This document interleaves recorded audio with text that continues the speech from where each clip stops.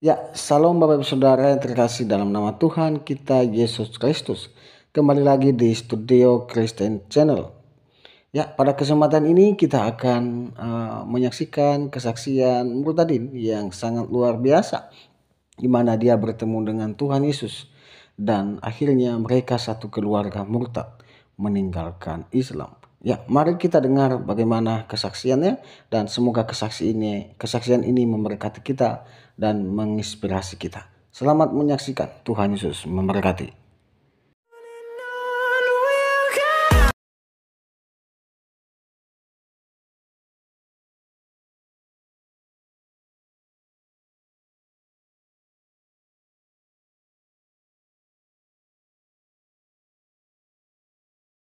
Saat saking saya cintanya kepada Muslim, anak saya yang pertama itu saya kasih nama Muhammad Al-Riansyah.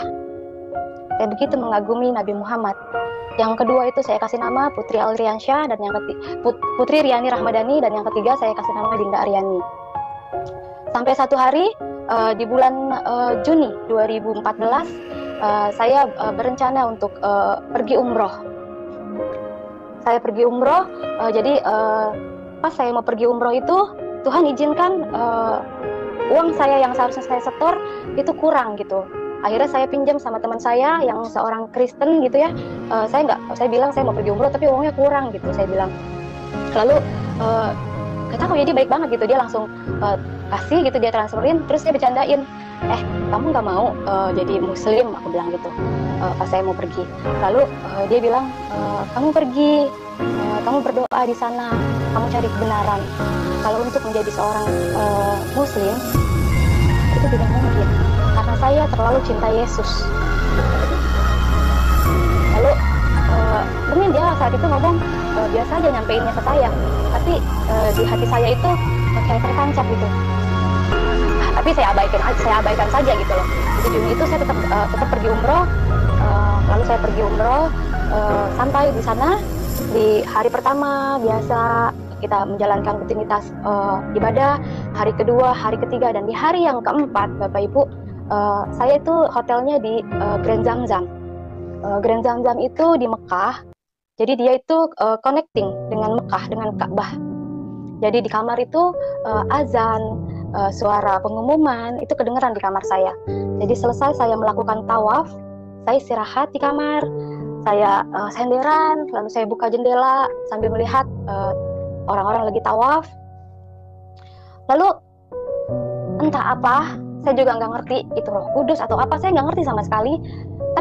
Tapi nggak kenceng, nggak kecil, tapi jelas.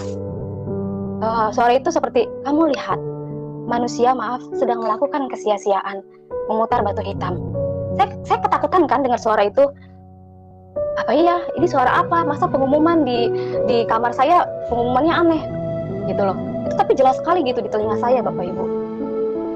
Saya abaikan, tapi hati saya sudah mulai guncang, sudah mulai galau. Karena saking saya penasarannya, saya turun lagi. Jadi hotelnya itu hotel, terus mall, terus jalan aja sedikit itu Mekah. Saya jalan lagi, saya pergi lagi ke Mekah, saya umroh lagi, saya melakukan tawaf lagi. Karena saya penasaran, saya buka, saya singkapkan gitu. Benar memang batu hitam gitu. Terus, tapi kan pergi umroh itu 14 hari, itu baru hari keempat. Saya sudah galau, sudah bimbang gitu. Tapi tetap saya melakukan dan menyelesaikannya dengan ya sudah gitu, dengan kegalauan itu. Saya pulang ke Indonesia, saya nggak cerita sama keluarga saya nggak ngomong sama siapapun, saya simpan sendiri dengan di hati yang terus berkecamuk gitu. Terus saking saya penasarannya, saya masih nanya ke siapa ya. Tapi sekarang kan gampang Bapak Ibu, informasi gampang kita dapatkan di handphone gitu. Lalu saya buka handphone, saya cari di YouTube gitu. Saking saya penasarannya, ada nggak guru besar, Pak Kiai dari Muslim masuk ke Kristen gitu. Saking saya penasarannya. Lalu di YouTube itu yang keluar Bapak Saifuddin Ibrahim. Di situ beliau sedang mengajar, sedang menerangkan bagaimana Muslim, bagaimana Kristen, di situ sedang menjabarkan gitu. Yesus itu mengajarkan kasih. Kalau kamu ditampar pipi kanan, kamu kasih pipi kiri. Bergetar hati saya mendengar itu. Merinding rasanya. Ini Yesus ini yang teman saya bilang itu tuh.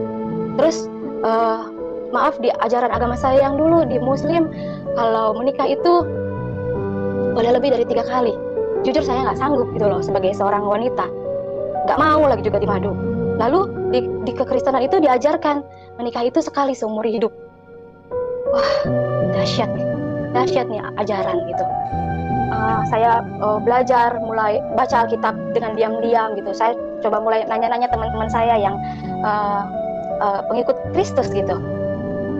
Lalu saking saya penasarannya, itu berjalan itu Juni, Juli, Agustus.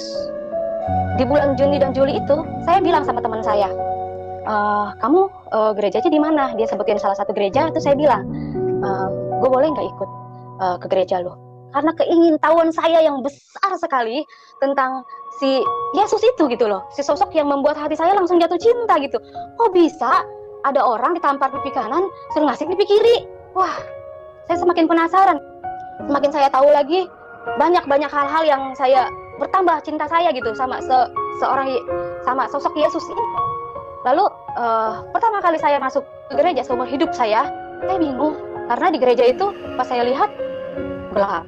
Terus cewek sama cowok itu nyampur bersatu gitu. Mereka sedang kayak bersuka cita. Lihat di depan itu ada band, ternyata mereka sedang melakukan pujian penyembahan. Saya nggak ngerti.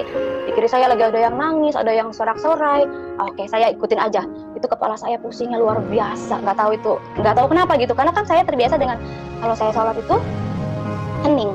Jadi cewek-cewek, cowok-cowok dipisah gitu. Suci dalam keadaan suci gitu.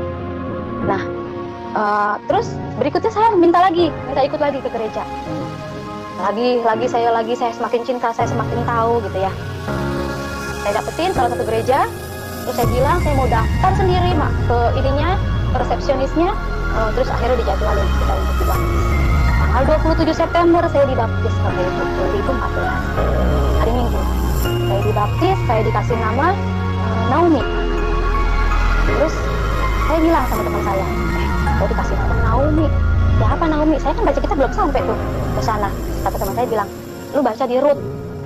Terus di sana ada tentang kisah Naomi. Aku baca tentang Naomi. Oh, hati saya sedih ya. Jadi gue sedih banget nih. Kenapa ya? Kasian banget ya Naomi. Akhirnya meninggal, anaknya meninggal 2. Dia hidup sama anak-anak dari istrinya gitu loh. Terus itu hari Minggu. Jadi salah satu teman saya yang suka cita saya dibaptis, upload foto saya ke Facebook. Keluarga besar saya lihat. Lalu hari Senin, saya lagi kerja di Jakarta, saya ditelepon sama mbak di rumah, mengabarkan bahwa anak-anak diambil paksa sama ayahnya, sama mantan suami saya. Waktu itu kan memang belum meninggal. Waduh, itu karena dia denger gitu, mereka takut anak-anak saya didoktrin gitu loh. Jujur, saat itu saya kacau banget gitu, saya sedih banget gitu, karena saya kerja itu ya buat anak gitu loh, buat anak, tiga-tiga buat keluarga, buat orang tua saya, buat adik-adik saya gitu. Tuhan, kenapa Tuhan? Kok malah begini, malah diambil anak-anak saya gitu loh. Kan kalau orang udah di pos itu ya udah nggak ada hubungan sebenarnya gitu loh. Anak saya masih kecil, lagi sekolah diambil gitu, ngambilnya juga ngebohongin, bilangnya nenek sakit gitu. Ternyata dia tahu gitu. Terus saya mau marah, kayaknya mau memakai kekuatan saya sendiri gitu loh. Aduh, apa panggil pengacara ya, apa panggil polisi ya.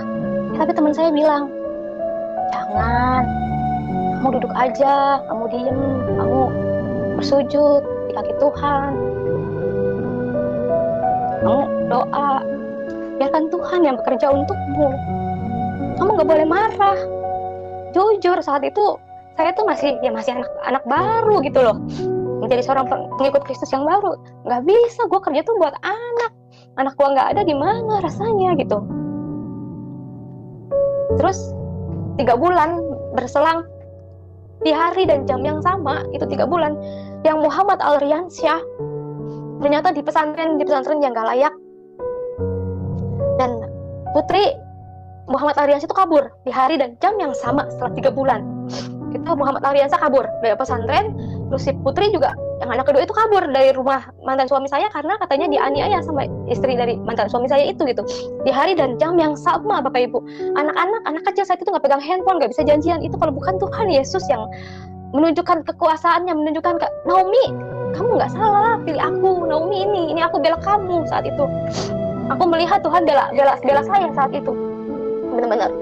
Terus akhirnya saya dihubungin sama adik saya karena memang pesantrennya itu dekat rumah dengan ibu saya, dan si Putri itu rumahnya cuma beda 3 rumah dari rumah ibu saya gitu. Terus adik saya itu telepon saya bilang, akhirnya saya melanjutkan hidup saya didik anak-anak saya, benar-benar kita dia ikut saya ibadah, anak-anak saya tiga-tiganya. Lalu keluarga besar saya pun tahu saya dicoret dari daftar warisan, saya dicari-cari mau dibunuh, sampai saya ketakutan. Di Facebook itu saya diancam. Tapi tetap saya mau taat. Akhirnya saya ya tetap mau taat. Pokoknya Tuhan beri saya kekuatan untuk terus menjadi pengikutmu gitu. Karena nggak ada sedikit pun yang saya lihat dari ajarannya, dari ajaran Kristus untuk membenci saudara kita gitu loh. Saat saya dizolimi seperti itu, saya baca lagi, Tuhan bilang, ampuni, kamu harus mengampuni 70 kali 7, kamu harus mengampuni saudaramu yang menyakitimu. 70 kali 7 itu banyak sekali, jadi nggak ada kesempatan buat saya marah gitu. Di situ saya yang benar-benar terus saya semakin yakin gitu, semakin Tuhan memberikan ujian, semakin saya mau terus maju. Terus dengan berjalannya waktu, saya kerja ke Bali sampai satu titik almarhum ayah saya meninggal. Saya ditelepon sama adik saya, dikabarin. Lalu saya pergi, saya pulang, saya cari pesawat yang benar-benar penerbangan pertama. Sampai saya di Jakarta, saya ditelepon sama ibu saya. Neng, maaf, nggak bisa, Neng kesini nggak bisa, nggak boleh, kita udah berembuk, keluarga besar udah memutuskan Neng Yani nggak boleh datang ke sini untuk melihat yang terakhir kali wajah Baba. Saya orang Betawi itu bilang Baba. Saya bilang, ya udah Bu, kalau Yani nggak boleh lihat Baba untuk yang terakhir kalinya, nggak apa-apa. Tapi urusin di hari yang terakhir ya Baba, kasih yang terbaik. Urusin pemakaman Baba benar-benar yang terbaik. Papa yang ikhlas saya nggak ngeliat wajah Baba untuk yang terakhir kalinya. Untuk melihat wajah Bapak saya yang terakhir kali, masa saya nggak boleh gitu. Saya bilang, ya udah, akhirnya saya transfer uang karena kan memang saya tulang punggung keluarga ya Bapak Ibu. Saya transfer uang untuk pemakaman Bapak, pernah terima, tapi saya tetap nggak boleh datang. Ya udah, saya tetap berdoa, saya pulang ke rumah saya istirahat, saya berdoa. Sudah, terus saya tetap melanjutkan hidup saya tetap bergereja, saya tetap melakukan ibadah saya, sambil bekerja, sambil ngurus anak-anak saya. Saya fokus, saya lagi kerja juga di Bali. Tiba-tiba saya terima telepon lagi dari Mbak di rumah. Jadi kalau saya di Bali itu anak-anak saya tinggal di rumah. Anak saya tiga-tiganya diambil paksa lagi sama mantan suami saya. Dan itu sampai detik ini. Jadi saya pikir benar-benar diambil paksa, mereka sampai katanya disyariatin, dikasih air biar mereka lupa sama mamahnya. Anak saat itu telepon, Mama, Dina mau pulang, Dina nggak mau di sini. Sampai saya juga bingung gitu loh, kenapa kok ini dikasih lagi ya Tuhan ya gitu. Lalu udah enak, anak-anak pun pelayanan, udah sekolah di sekolah yang layak menurut saya gitu loh. Saya pikir kan almarhum ini baru meninggal kemarin ya, Juni 2020. Oh, ayahnya udah meninggal, anak-anak bisa nih ya balik gitu. Saya pikir seperti itu. Jadi ibu kandung saya sendiri yang bilang kalau ayahnya meninggal, jangan harap anak-anak bisa balik kamu, kata ibu saya gitu. Sampai ada satu hari saya mau cerita, saya ada kesempatan bertemu untuk sama Dinda, anak saya itu. Dia bercerita, dia bilang, mama, nenek waktu itu ke Pak Ustadz, ke Pak Kiai. Dia bilang, ngapain dak? Aku bilang, iya, mau doain mama biar mama masuk ke Islam lagi. Tahu nggak mah, Pak Ustadznya kan nanya mana foto mama. Terus nenek kasih lihat foto mama, terus diliatin kan fotonya. Lalu Pak Ustadznya bilang ke ibu saya, dia bilang, anak ibu udah nggak bisa didoain. Nih ibu lihat di dahinya. Wow, kesaksian yang sangat luar biasa ya.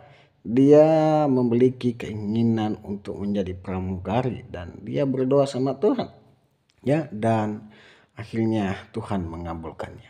Ya, Kesaksian seorang murid tadi ini menginspirasi kita bagaimana seharusnya kita yang percaya kepada Yesus memberitakan jalan keselamatan itu ya kepada orang-orang yang ada di sekeliling kita.